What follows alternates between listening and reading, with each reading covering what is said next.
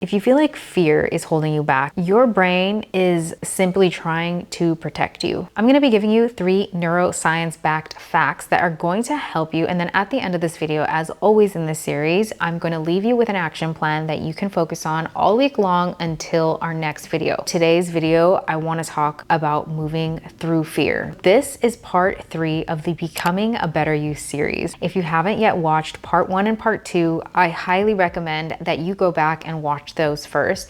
I decided to make a short series within my Glow Up series that is focused on helping you become a better version of you, the best version of you. And in part 1 and part 2, which I'll link down below so you can go watch those, we covered things like defining what a better you even looks like and how to work through limiting beliefs and rewiring those beliefs so that you can set yourself up for that better version of you. In this video, we're going to be talking about fear and moving through fear. Before we go any further, hi friends, welcome back to the channel if you are returning. If this is the first time that we're meeting, my name is Krizia and you can find me at Krizia Official on any of my channels.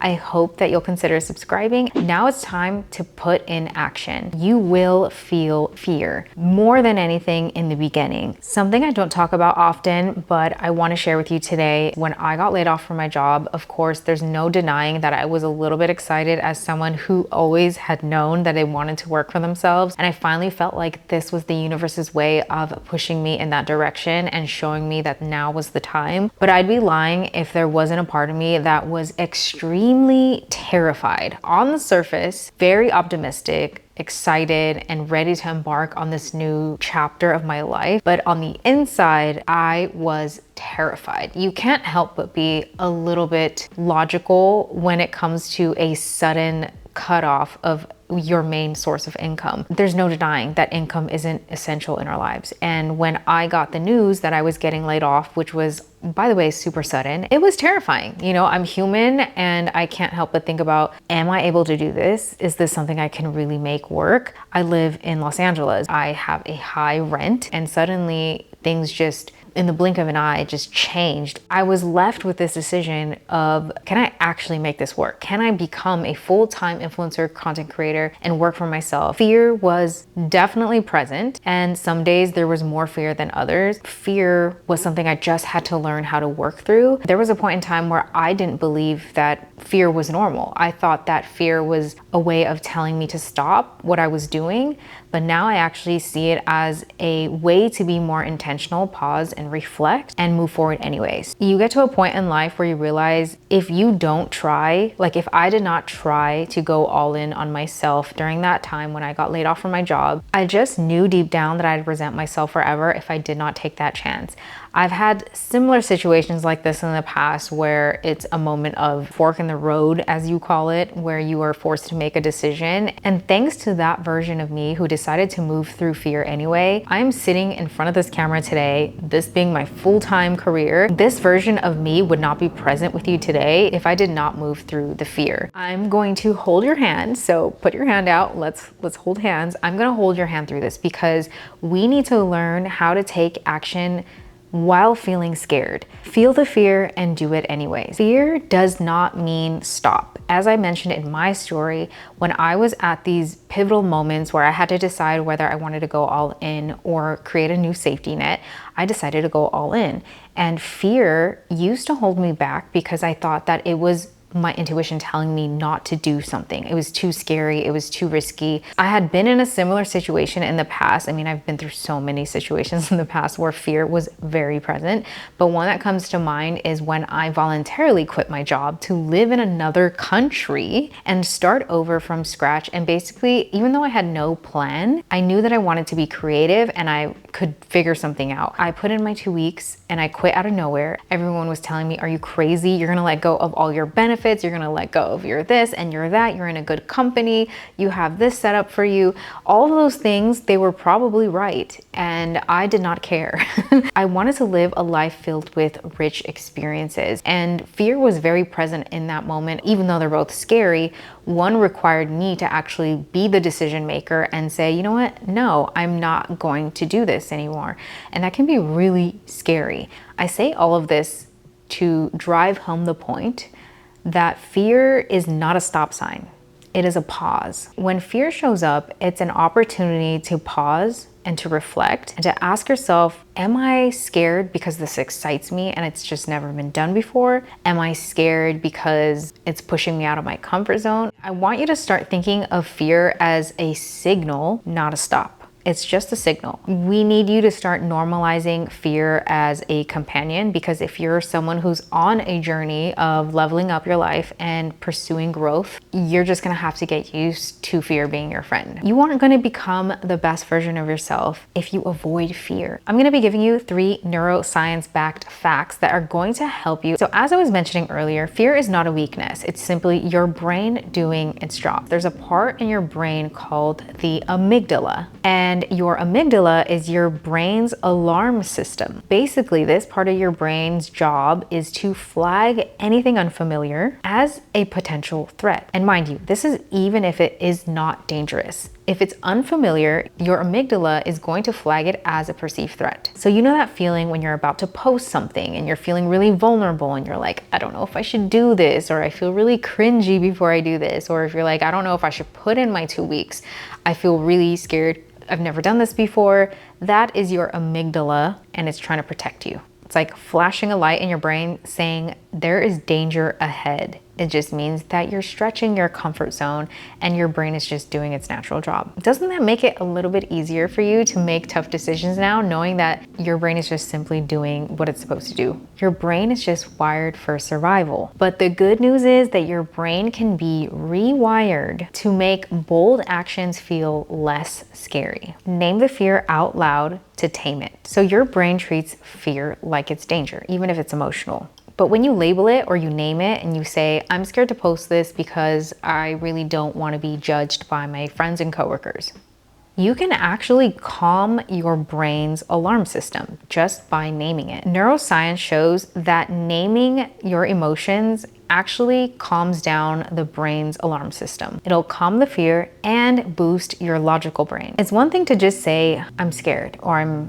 I feel fear. But it's another thing to say, I am feeling scared because I don't want to be seen trying and failing. Because you're actually giving it something logical to focus on. It relaxes your brain. And after you feel that relief, you're going to stop the spiraling immediately. So remember, name it out loud to tame it. This is gonna help you shift from a place of just feeling anxiety and fear, a specific logical reason that I can now work through. I can now make plans to work through that. The second thing you're gonna do is you're gonna shrink that threat by taking action. This is one of my favorites because I've always said when you feel fear or anxiety, the best thing you could do is take action, because action kind of like erases fear. Your brain hates uncertainty. We know this by now. But the more vague the fear, the more scarier it feels. But even if you were to take one specific action, you build a new neural pathway in your brain by taking a new step. Think of it as your brain has all these neural pathways, these wires that are already basically practice beliefs that you've had over and over. But you can actually sprout a new neural pathway just by taking an action when you feel the fear. Instead of reinforcing the same belief, you're choosing a new one. And this is actually going to create a new path in your brain. And what that new neural pathway represents is a feeling of I'm safe.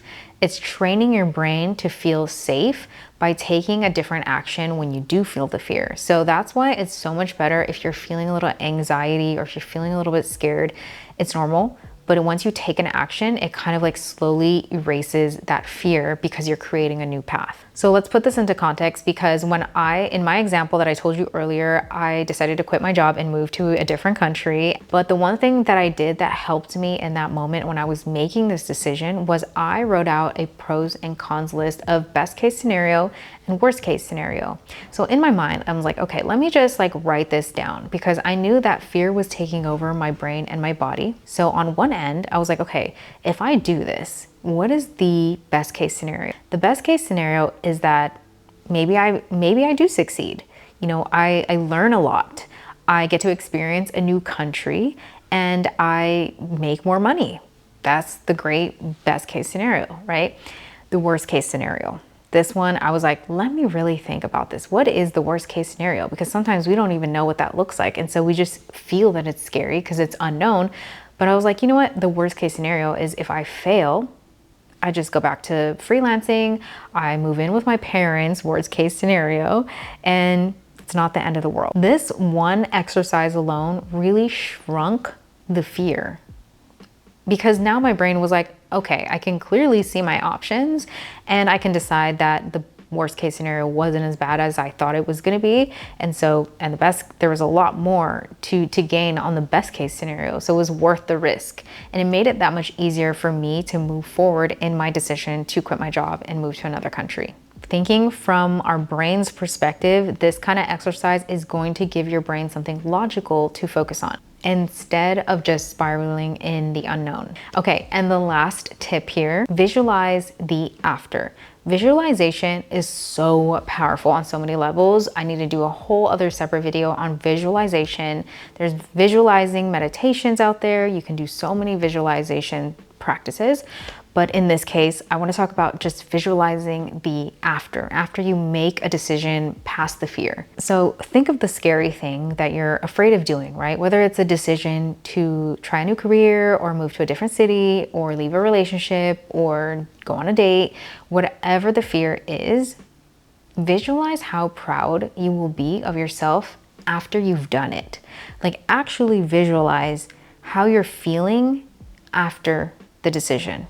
After you do the scary thing, close your eyes and envision how you feel. This can actually make your brain feel like it already happened. And when something has already happened, it means that it's familiar to your brain, hence going to remove the fear because it's no longer unfamiliar. So visualization is so key to manifesting anything that you want in life. And there's a reason to this, because if you make it happen in your mind first, like you actually visualize how you feel during the moment and after, your brain doesn't know the difference between whether or not it actually happened, because by visualizing it alone, it feels normal in your brain. So when you visualize yourself succeeding, when you visualize yourself in your dream home, that's why it's so important. Like if you want a dream car, go sit in it, test drive it. Your brain is going to start to familiarize itself with these things and make it normal. And the more normal something is, the more attainable it is, because it's an easy peasy thing to your mind. This is why so many athletes even use mental rehearsal before they play a game. This is really important. You can't skip this part. And that's why it's so important to rewire your mindset to believe that it's possible for you before you even go about making these decisions. This also gave my nervous system a baseline of, we've already done this before. This is normal, nothing new, and it's going to help you stop self-sabotaging, thus letting you show up with more confidence and make bolder decisions. Okay, we're gonna end this video here, and I'm gonna leave you with an action item until the next part.